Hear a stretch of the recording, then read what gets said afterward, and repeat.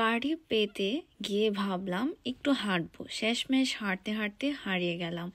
এমন সুন্দর জায়গা, জল, বাতাস, ক্যাফে, আর আমার মোবাইল ব্যাটারি সব শেষ।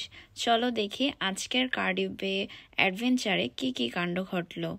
হুটহাট কোনো প্ল্যান ছাড়াই বের হয়ে পড়লাম কার্ডিফ বেতে যাওয়ার উদ্দেশ্যে। যদি তোমরা কখনো কার্ডিফে আসো তাহলে কার্ডিফ বে ঘোরা মিস করো না। এখানে বসে কফি খাওয়ার সময়টা একদম পারফেক্ট, স্পেশালি সূর্য ডোবার সময়। এক কথায় ম্যাজিক। পুরো ব্লগটা দেখো আর জানাও কমেন্টে তোমরা কার্ডিফ বেতে ফেভারিট মোমেন্ট কোনটা লেগেছে।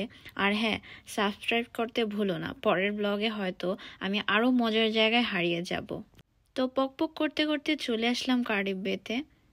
কার্ডিফ বেতে রয়েছে ওয়েলস মিলেনিয়াম সেন্টার। এখানে দারুণ ডিজাইনের বিল্ডিং তোমরা সবাই দেখতে পাবে, আর গির্জা তো রয়েছেই, আর সেই সাথে অনেক রেস্টুরেন্ট, শপিং মল, এই সব কিছুই আছে।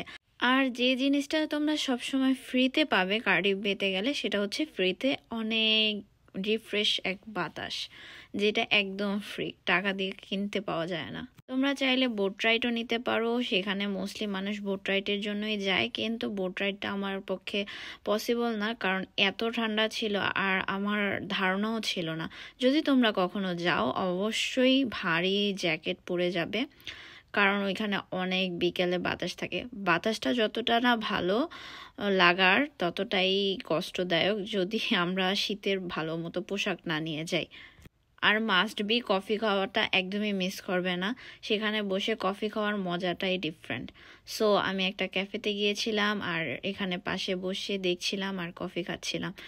জাস্ট এই মুহূর্তটা আমি আমার আজীবন মনে রাখবো, এত ভালো লাগার। দেন আসার সময় বাসে করে চলে আসি, খুব বেশি ঘোরাঘুরি করতে পারিনি। আশা করছি নেক্সট ব্লগে তোমাদের সাথে অন্য অনেক সুন্দর জায়গা শেয়ার করতে পারবো।